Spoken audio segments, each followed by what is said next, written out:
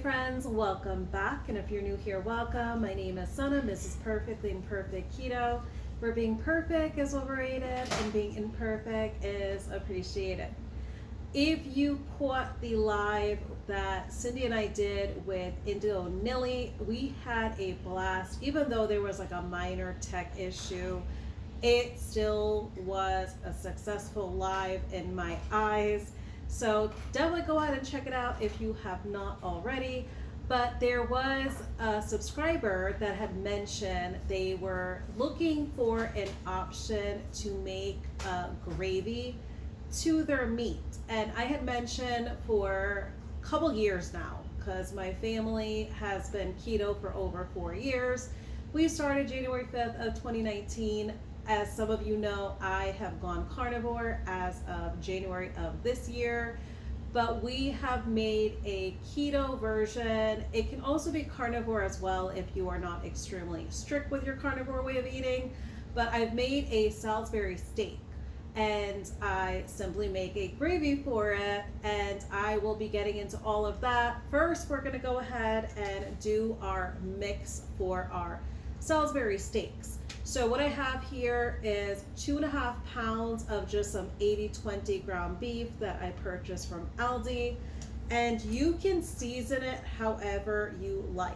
So I'm just going to go in with just some seasoning. So I have some Redmond salt here, and I'm just going to eyeball it. So this is up to you as far as your flavor profile. Next, I'm going to add some garlic powder.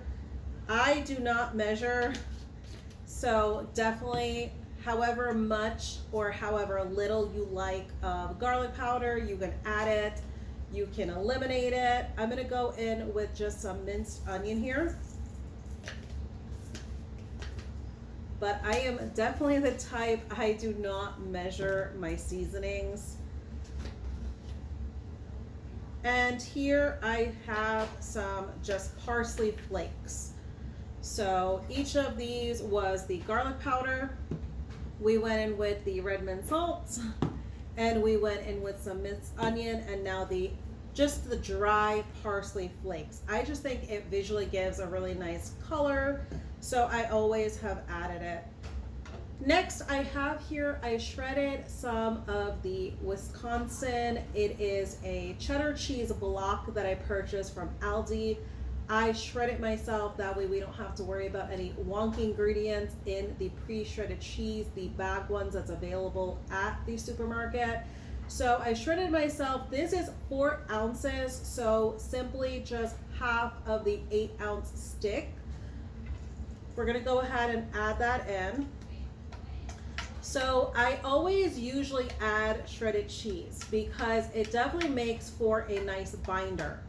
I simply just came up with this version of the recipe because I got really tired of buying almond flour, and I saw a lot of recipes use cheese as a binder. For example, pizza for a meat-based pizza, chicken crust pizza, chicken nuggets that were like a keto or carnivore type of nugget. They all used some form of shredded cheese as a binder. I felt I was gonna kind of just give it a try, and it came out successful. And ever since then, I always just go in with the shredded cheese. So far we have our seasonings and we have the shredded cheese in here. Next, I'm gonna go in with just 2 eggs. And that's about how many eggs you'll need. So if you're going in with about like 2 pounds of ground beef, or possibly even 2.5 like I have here, 2 eggs will definitely do you all right. So I'm just gonna go ahead and just mix it all up here. I'm just gonna combine it a little bit, and I can definitely go in with my hands once I get a really good mix on it here. I just want to make sure that the egg is really incorporated.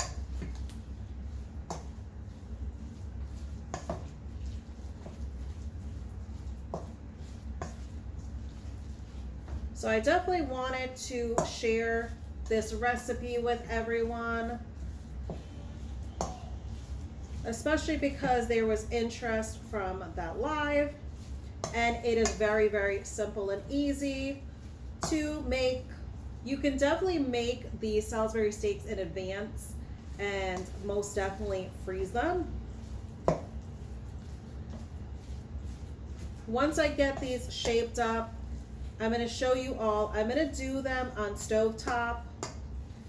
If you definitely freeze them to use in advance, you may have to thaw them out if you're wanting them to have that nice type of browning color that doing them in the skillet would provide those results.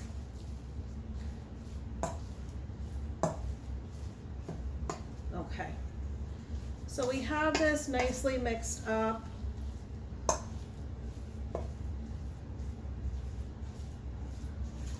And then I'll give you guys just a sneak peek here. All right, so as you can see, I just have it all just mixed up, all those ingredients that we added. I have a sheet pan here just ready with some parchment because I like to be able to just shape them, put them right on the pan, and then take them all over to the stove. So we're gonna go ahead and just shape them.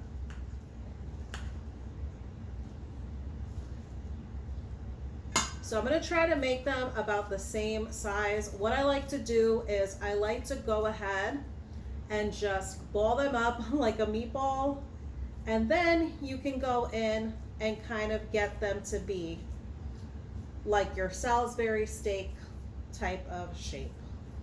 So once I get this shaped, I will show you all what that looks like. But unfortunately, some of the frozen Salisbury steaks that some of us grew up with, they have a lot of wonky ingredients. So it is definitely helpful to be able to make it yourself, not lack the flavor. You're still getting that wonderful gravy type of flavor. So as you can see, I have one shaped here. And that is really all that it's going to take. So we're going to try to make them all about the same size. So it's not anything about having them look aesthetically pleasing.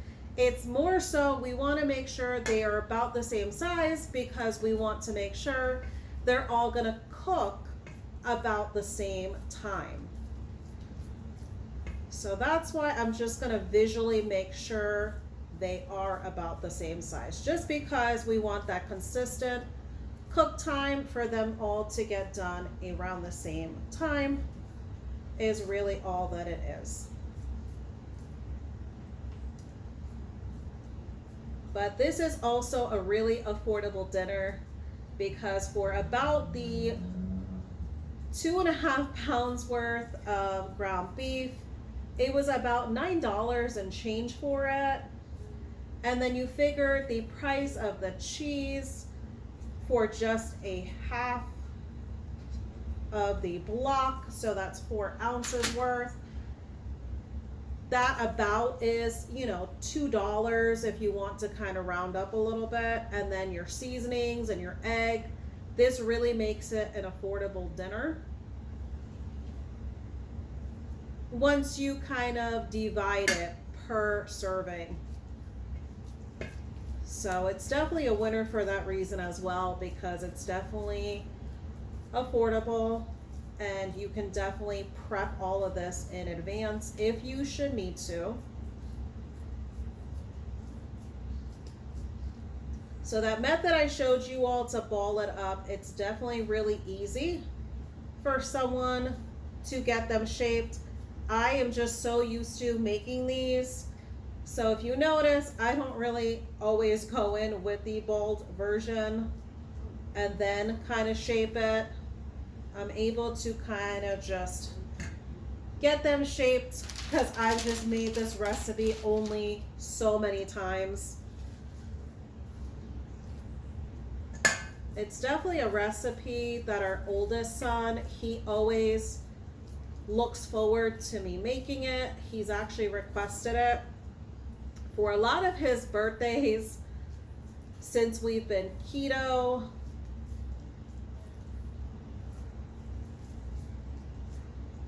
right.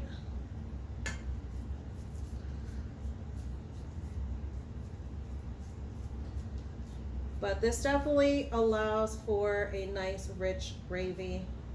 Even going and using the 80-20. So when it comes to the ground beef, I like using the 80-20 for this. I would say anything with more fat, say for example like a 73-27, it might really have these steaks really shrink on you. So the 80-20 is definitely a good ratio, because when you go ahead and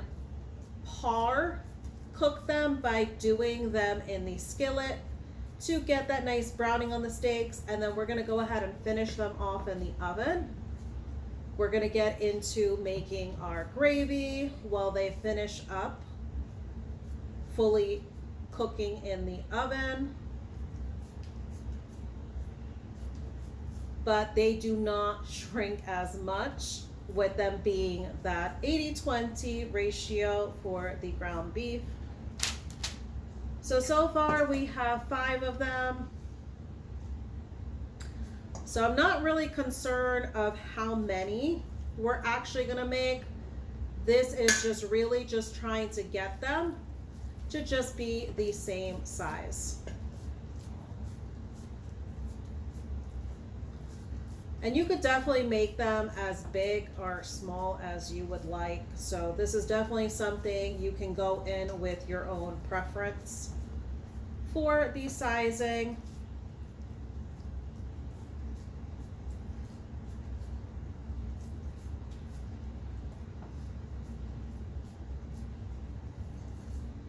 But it definitely really looks really good, because as you can see those specks of the cheese, you can see the seasoning.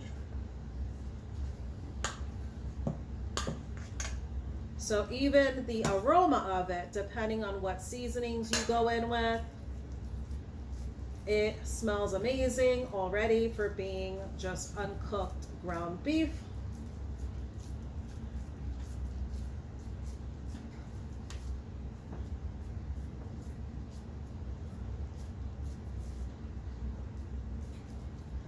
But as you can see, this is really binding together really well when it comes to just using the cheese and those eggs.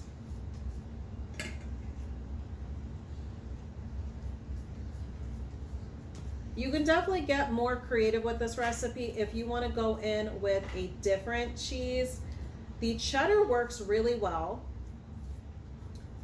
I would say Parmesan would also do really well. I have not tried mozzarella. I would think mozzarella, it's a really melty type of cheese. So I am not sure how well the mozzarella might work. But I would say probably try sticking with either the cheddar, or definitely go in with the Parmesan. But if you do end up trying another cheese and it really works well for you, definitely report back. I would love to know.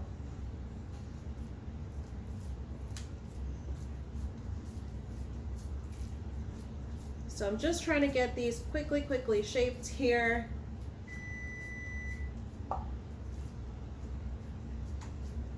All right, that was my oven letting me know that it's ready. So I have my oven just preheated at 425 degrees Fahrenheit.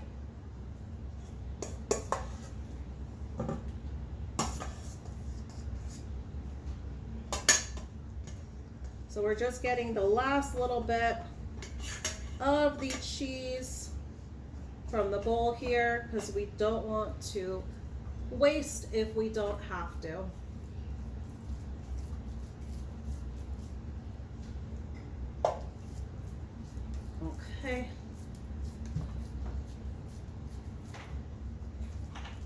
So it looks like these made 9.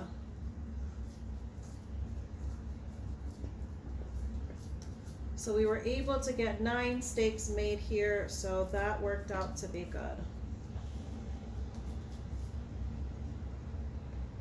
So because I am doing no dairy September, I will not be partaking in these. So my family, they'll definitely enjoy these. I'm just gonna go ahead and clean my hands just a little bit so I can show you all what the final steaks look like. So these are all the final steaks. As you can see, we have 9 here. So stay tuned because I'm gonna wash my hands and we will get to the stovetop. That way we can go ahead and give these some skillet time, and then we will get into all the other final steps for our Salisbury steaks. All right, my friends, we are at the stovetop. We're gonna go ahead and get each of these steaks to have a little bit of browning on them before we put them into the oven to finish off. I'm gonna go ahead and add some avocado oil. You can definitely add, if you have some lard, if you have some bacon grease, you can definitely go in with those options. I do not mind going in with the avocado oil because, as I said, my family that is on keto, they are going to enjoy this. And avocado oil is definitely keto. So I am going to go ahead and add each of these steaks, just allowing enough room in my skillet. And I might go ahead and speed up this process. That way this video doesn't end up being forever long for you all.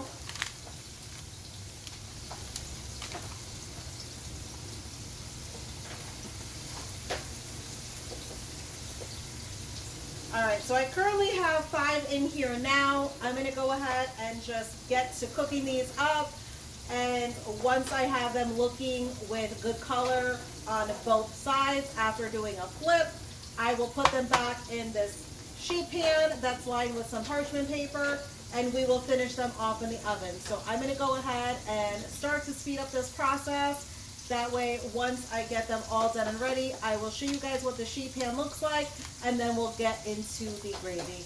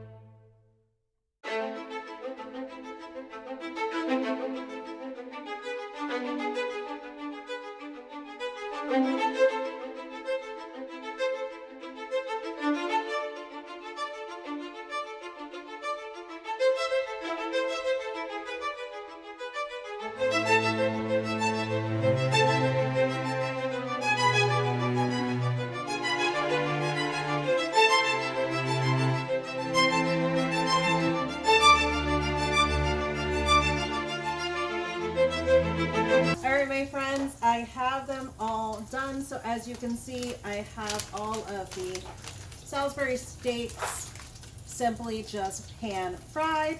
I'm gonna go ahead and add them in this 425-degree Fahrenheit oven. That way I can go ahead and just finish off the cook time. It will take anywhere about, depending on your oven, about 10 to 15 minutes to get these fully done.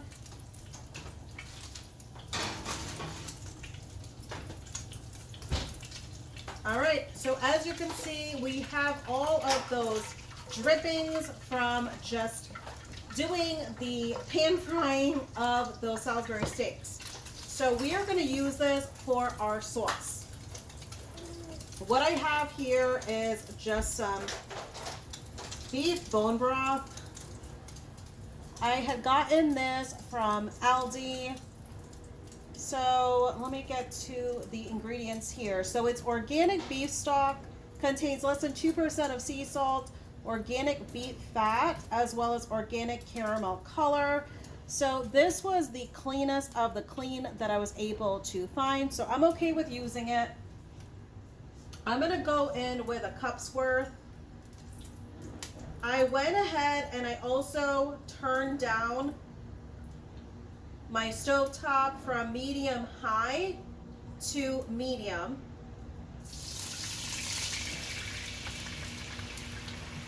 So we're gonna go ahead and add that in. I'm just gonna scrape the bottom of the pan. That way we're able to get all those nice little bits of those steaks.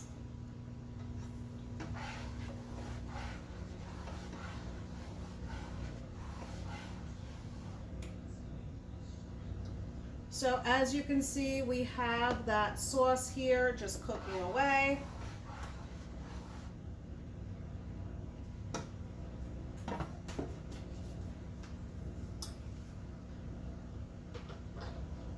And I want to be able to have a little bit more flavor. So we're gonna go in with just some Worcestershire sauce. We're gonna do 2 teaspoons of it.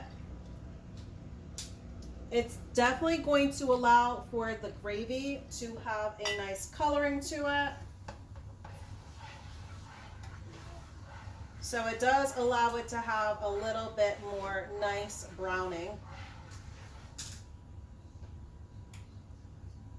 All right, so now we are ready. So what I'm gonna do, because we want this to be like a gravy, to get it to be like a gravy without adding any type of wonky ingredients like cornstarch, we are gonna go in with some xanthan gum. This is something that's really popular in the keto community when it comes to wanting to have a thickening agent. So this is really good for thickening when it comes to dressings, gravies, sauces, and any sort of baked goods. I got this from Walmart. It's just their great value brand. And as you can see on the listing here, if I can get it to focus properly, it is just xanthan gum. So that is the only ingredient that is in here. And as you can see, the nutritional facts as well. So you want to definitely use the xanthan gum really carefully, because someone did mention, they did ask in the live chat if this becomes a gooey type of sauce or gravy. It does not. You have to make sure you are solely sprinkling in the xanthan gum and whisk at the same time. So we're gonna go ahead and do that. We're just gonna have it sprinkle little by little. And make sure that your xanthan gum is dissolving and whisking before you add any more. That is how you're gonna prevent any sort of clumping.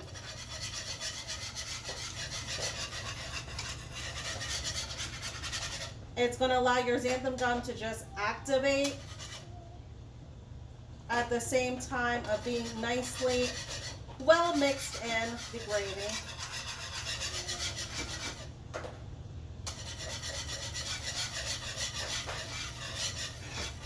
So it's just the teaspoon that I'm adding in parts here.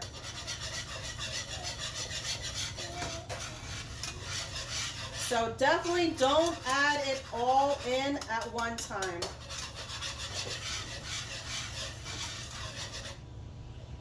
And I'll definitely bring you all in for a closer look at what this gravy looks like, because it is definitely thickening into a really beautiful gravy. And I'm sorry for the whisking noise as I am talking, but you definitely want to keep working at this.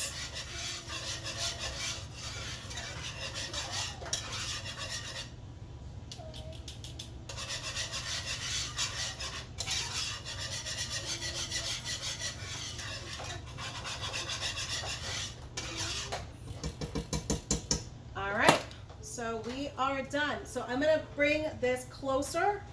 That way you all can get a really good look of the gravy. So this is the gravy. So as you can see, it is a beautiful gravy. Let me use this spatula.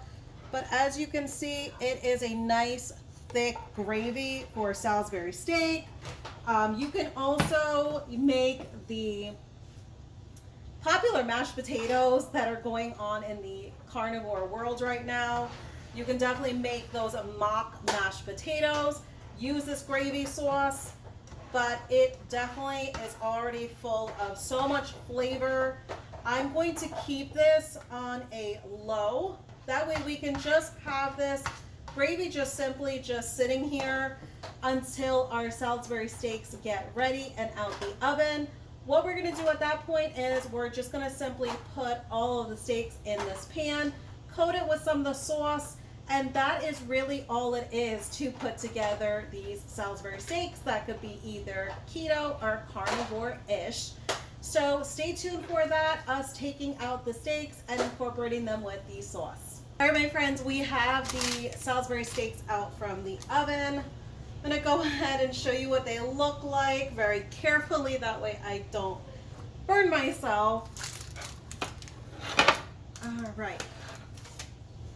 So let's go ahead and move this parchment paper a little bit.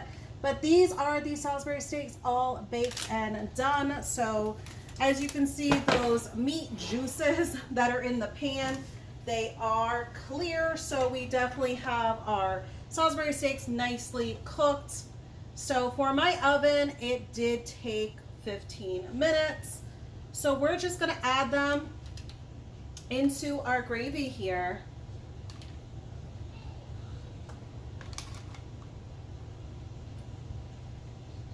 But they do become these beautiful steaks, as you can see. So this is very, very similar and reminiscent of those Salisbury steaks that we had grown up with. So I'm gonna go ahead and just add some of the gravy on some of these steaks in here before I add any more steaks. That way I'm having really good access to the gravy that is in the pan here, because you don't want to overcrowd it and not be able to access that gravy. All right, the last and final one is going to go in here. I wish, as many always say, that we had a way to do smell-o-vision, because this smells absolutely amazing.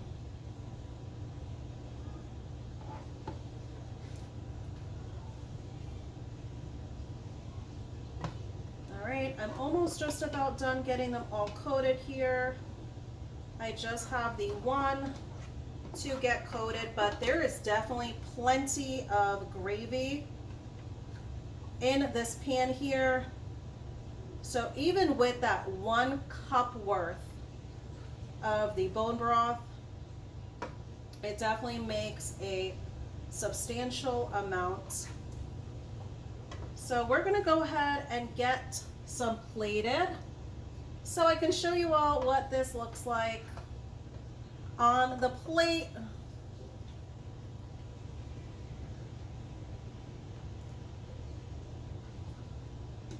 right, let's get just a little bit of gravy so we can have them looking nice and beautiful with this nice rich gravy.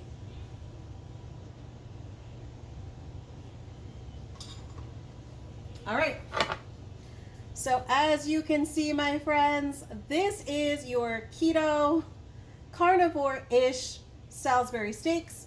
So as you can see, we have that beautiful rich gravy. So this is all you really need to do the reminiscent, very similar gravy type of packets that we all knew and loved. You do not need to worry about that. You can make your own gravy from scratch, just simply with those pan drippings that you had, some xanthan gum, and that xanthan gum is about $6-ish at Walmart is where I get it at. If you're able to find it more affordable for a smaller amount, it's definitely going to last you, because as you can see, we only just use the 1 teaspoon, but this is really truly a minimal ingredient recipe, even to not have it easy peasy and having a ready-made gravy powder packet available to you, since that definitely is going to have some of the wonky ingredients in it. So I hope you all enjoyed this recipe. I believe it was Kathy Perez, so I'm going to give her a shout out. Kathy Perez had asked to please see the Salisbury steak recipe. So Kathy, I did this for you. I hope this did not disappoint, but here we go, folks. I want to, as always, thank you all for watching. I appreciate you all. Until the next one, take care, my friends.